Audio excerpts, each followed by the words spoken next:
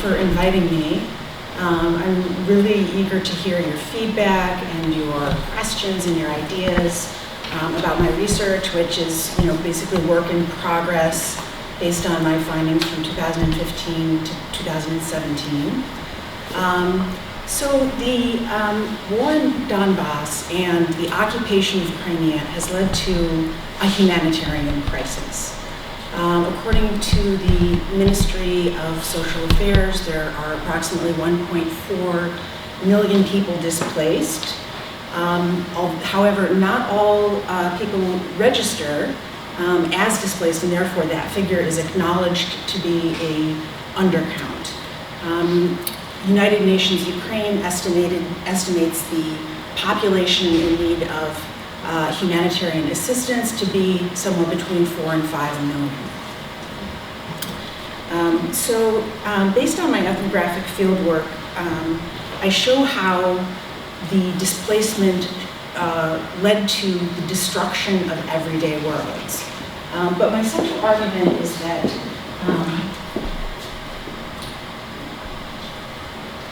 the destruction of everyday worlds is accompanied by the rebuilding of personal networks, and this is done through an emotional lexicon to define who they are and how they belong.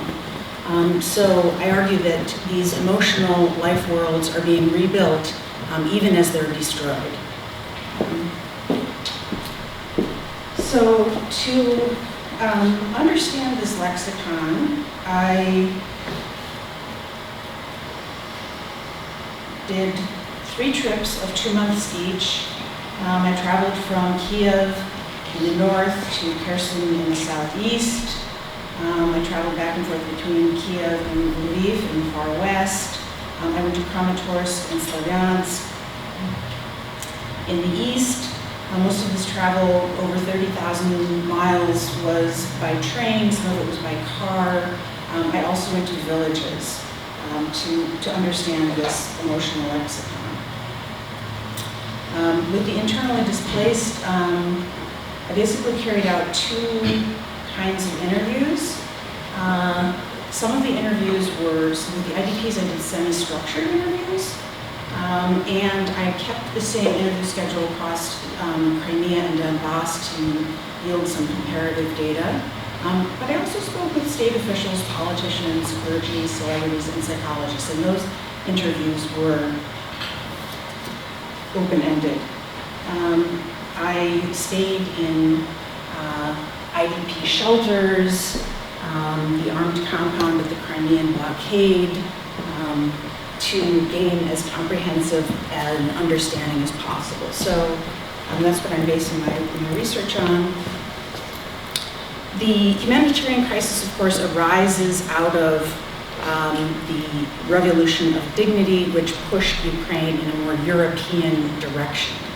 And around that time, as Ukraine moved in a European direction, demonstrations took place in the eastern provinces of Luhansk and Donetsk. And ultimately, separate Russian-backed leaders declared 2 autonomous people's republics, respectively named for the provinces of Donetsk and Luhansk. So each territory is quite unique. The people who left Donetsk and Luhansk were the people with extensive resources, social networks left early. The people with fewer resources postponed their departure and often left only when their lives were in imminent danger.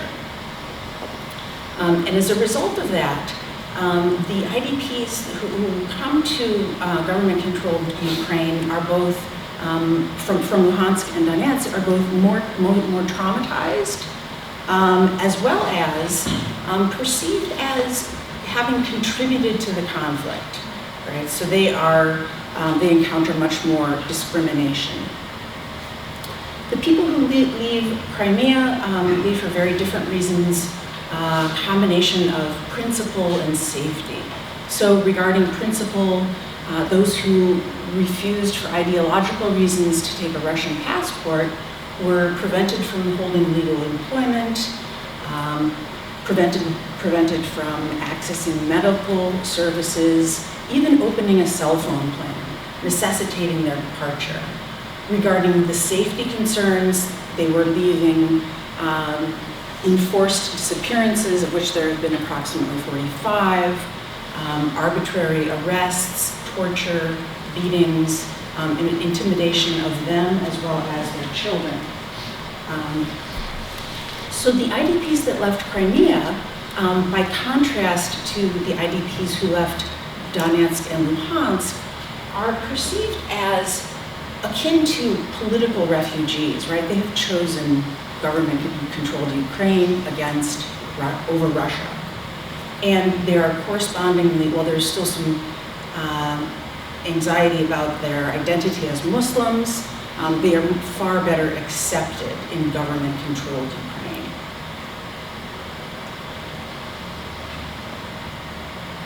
What do they have in common?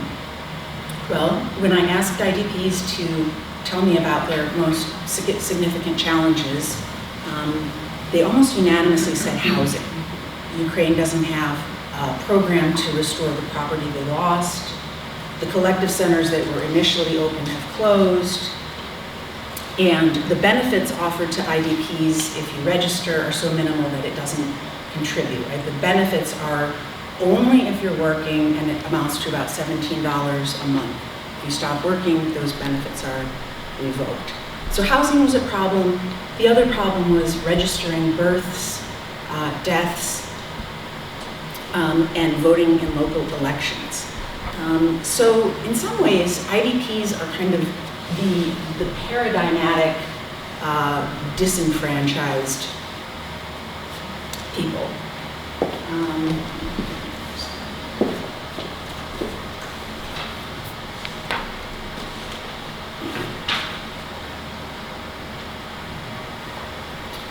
It's important to recognize that IDP is not like a singular category in Ukraine. There's really a diversity.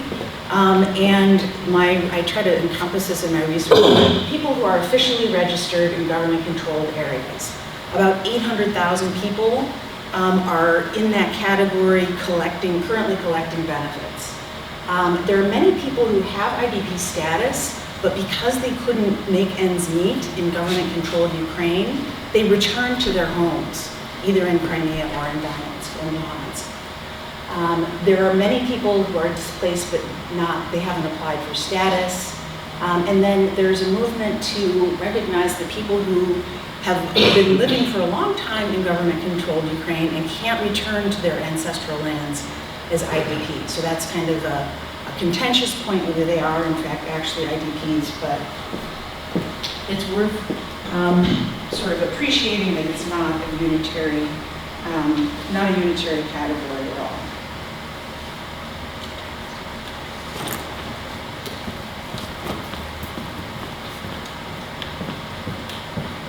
So to capture this process of re-inhabiting their lived worlds, oh, you have a clicker. I'm trying to get it to work for you. Yes. So the literature on people displaced within their own state is perhaps not surprisingly framed in terms of their disenfranchisement and trauma. And what I'm looking at is how trauma is not the whole story. And I look at that through their affect and emotion. So there's a very rich anthropological literature on emotion, and it's not my purpose to summarize it here, but the approach that I follow is that of Wetherell and Burkett, who argue that emotion is a form of embodied meaning-making, that it has pattern and order, but it's open to change, that it links individual experience to larger social frameworks and is therefore a very useful tool for analysis. And if emotion and affect are something that people do with social life, right, it's something that they do, that's an important idea, but I want to make a distinction. Just because it's something that they do doesn't mean that it's, and I might use the word work, that it's labor. So Arlie Hochschild had this idea of emotional labor as something that is inherently gendered, inherently exploitative.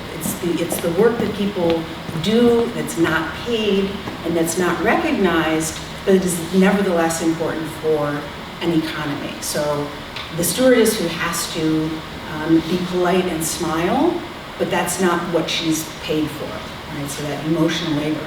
In contrast to that, I'm interested in the use of emotion and affect as something that is not inherently gendered or inherently exploitative, because it is so constructive to rebuilding moral communities, rebuilding ethical communities in Ukraine. So that's my contrast.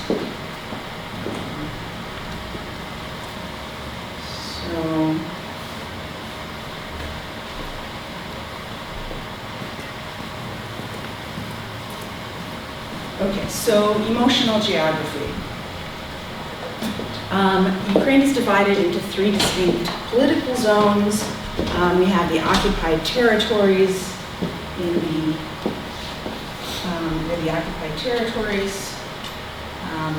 surrounding the occupied territories is a buffer zone, literally scarred by fighting to mostly areas that have been reclaimed from separatists. And then the remainder is government-controlled Ukraine. On top of these political geography, there's also important emotional geography. So the people in the ATO, the IDPs who left to government-controlled Ukraine, but then had to return to their homes, they tended to minimize the effect of dragging bleeding neighbors into the apartment building, hiding in basements, running for bread between sniper fire. They tended to minimize and normalize all of those experiences. Mm-hmm. People in the buffer zone tended to, they talked about their fear in terms of kilometers. Their fear was in terms of kilometers because they had to measure their safety by the range of weapons. So in other words, how safe you are depends on the range of the weapon. That was the emotional calculus in understanding their safety and modulating their fear. Weaponry is so familiar that children as young as 5 can name the calibers of all of that weaponry. Vibration, smoke, sound. They know when to take the adults by the hand into the basement. On the vertical axis, there's also important topography because when fighting took place in civilian areas, people took shelter in the basements. Shelter in the basement was not guaranteed, however. Emotions had to be managed carefully in these tight, dark, enclosed spaces. And I heard many stories of people being not granted access to that status based on their past behavior, political beliefs. You could also think of emotional geography in terms of time, right? People travel over time and as they rebuild their world. So somebody talked to me about PTSD as a snowball, right? It will just keep rolling unless you address it, unless you melt it. It will just keep accumulating and accumulating and accumulating.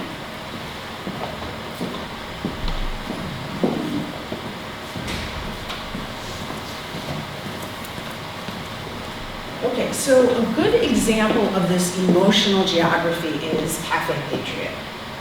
So Café Patriot was created by demobilized fighters. And what they said was, when people are demobilized, the soldiers struggle to find meaning in their civilian life when they return from combat.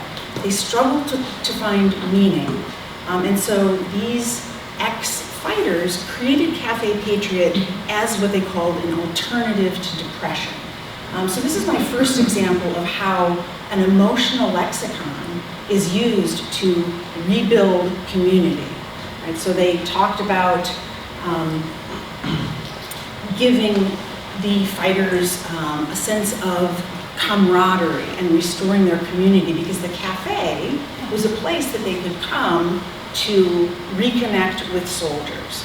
But this was really a double move. They wanted to soothe the soldiers, but they also wanted to incite the civilians, right? Because in the western part of Ukraine, the farther you go from the front, the more either indifference or disapproval there is of the war. So in the far western city of Lviv, where the cafe is located, there is a lot of, there's very negative attitudes towards the war in the East, and the cafe owners thought that they could bridge that gap by creating a space where veterans and civilians could interact. It's almost as if they folded the map of Ukraine to bring the far eastern conflict-torn area into contact with the far western area so that people could communicate. And so they strove to sort of build an emotional community inside of the cafe. The cafe was designed to be very interactive. Put on a bulletproof vest. Balance a bazooka on your shoulder. Run your hands through a case of bullet casings. Or in the picture is my hand, in order to reach a napkin, you need to pick up a deactivated landmine. And so they had this idea that they would affect the patrons through the objects brought from the war. These objects would exude energies, and people would come to a deeper understanding of the war. They would be able to feel the war as real, as something that's not taking place far, far away. So this is my first example of emotional practice, of explicitly using emotions to build community. Okay, so PTSD land. PTSD has kind of become a very convenient sort of umbrella term for making order out of disorder. But I think it's important to ask, what kind of order is this? Did the clicker work? I'm sorry. Oh, that's okay. All right. Right. My Yeah. apologies. What kind of order is this, right? I would argue that that when you read the literature on PTSD, first of all, it's very psychological, obviously, but more to the point, it's focused on pathology, right? It's focused on psychopathology. And I think it's very interesting to look at it not as disorder, but as order. So PTSD was very significant in Ukraine. Adults talked about it, the conflict entering their bones when their teeth fell out. They talked about how children had stopped speaking, or controlling their bladders, or they would run and hide when they saw an adult. PTSD was very significant, and it also worked its way into relationships, right? Emotional relationships. So because of the political nature of the conflict, intimate relationships broke up. Engagements ended. Parents ostracized children. And to give you a sense of the language, one woman said that her mother had become soaked with hatred when the mother found out that her daughter was helping the Ukrainian side. And so they had a rift that went unbridged for years. At first it was very hot, not only hot, but we were smashing the phone down. Tears, anger, aggression towards me because I helped Ukraine. Well, it was totally crazy. So I think the word hot kind of indexes this, the emotional intensity of what happened inside of families. Friendships were also affected. 78% of the people that I interviewed reported changes to their circle of friendship.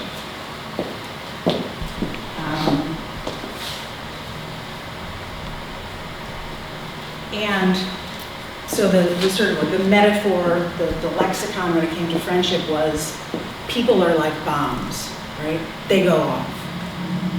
And there were sort of two attitudes for how to cope with this.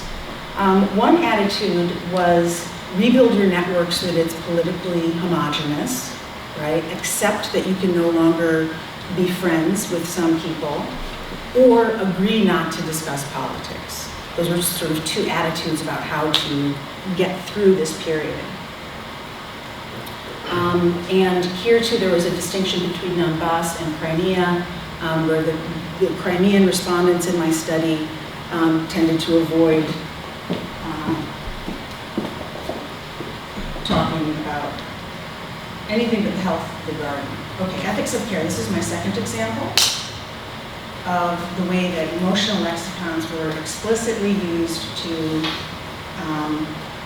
rebuild a moral community. So before January 2018, Ukraine had no budget to recover the bodies of fallen soldiers.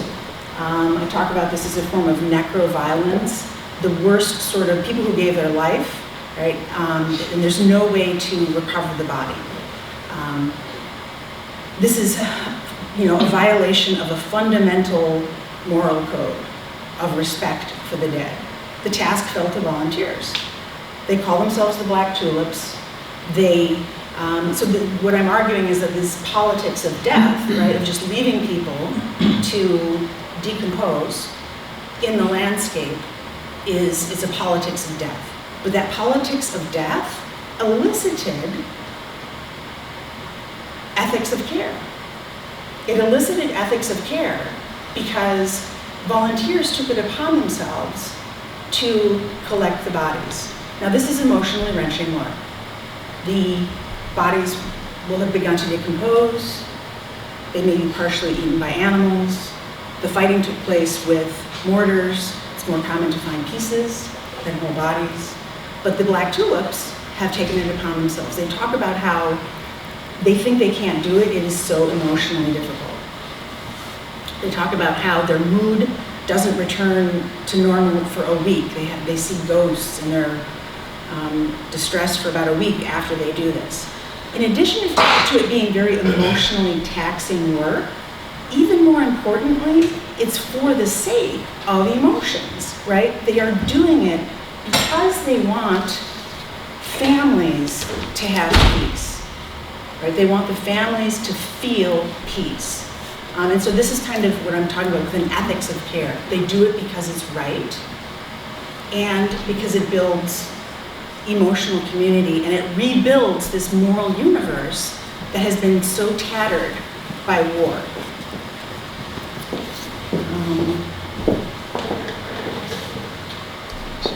So the cafe and the Black Tulips and their emotional practice probably seem pretty extraordinary.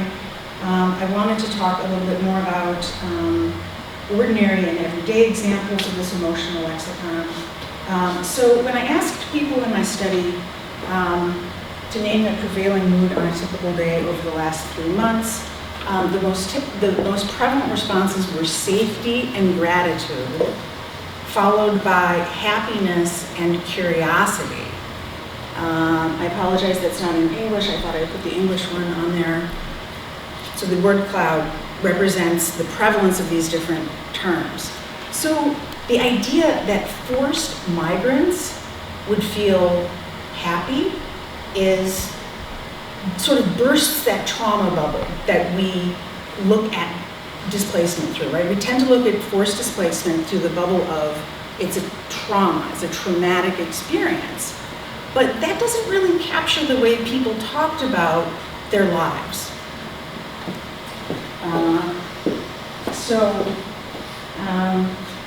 This positive valencing was a little bit more prevalent in younger age brackets. It was also more prevalent from Crimeans, people who left Crimea than those who left Donbass. About 82% of the internally displaced from Crimea spoke of newfound agency and happiness. So these are just a few quotes. Here I feel a combination of desire and striving, happiness. 2 months ago, it's like I turned a page in my life and it changed completely. And then now we understand that everything is in our own hands. So Crimean Tatars in particular talked about how they might be victims, but victimhood doesn't capture their experience. And I think that the striking difference between the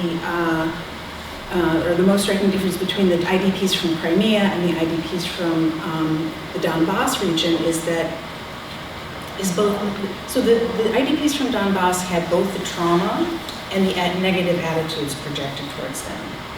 The IDPs from Crimea, on the other hand, have this positive valencing because they have abundant experience resisting Russian repressions, abundant experience, it's more the norm than the exception, and religion, right? Islam tells them to be grateful for what they have, because otherwise it's sort of against Allah. So they have this very positive attitude.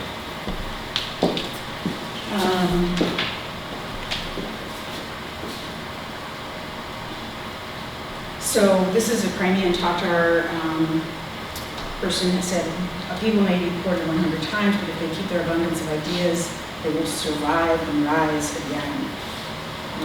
So these emotional practices of positively slanting their experience enable them to push back the limits of their world and be useful to their society. And what I want to talk about, this usefulness is, I think, crucial to my argument because it's important to be cautious about what people say they feel and what they feel can be different things. So I think that they're really fostering a kind of emotional agency, kind of emotional citizenship by embodying the stance of being happy, free, autonomous, creative, and, as the last quote says, useful for their society. This is a IDP shelter. And then this is my sort of summary. I hope I've showed how displacement is not only about social deformation and death, it's also about rebuilding life worlds, personal networks, and moral communities. And people do this through the way that they talk about their emotions and through the way that they care for other people's emotions, even in a tattered political landscape. So I think I'm out of time. Yes.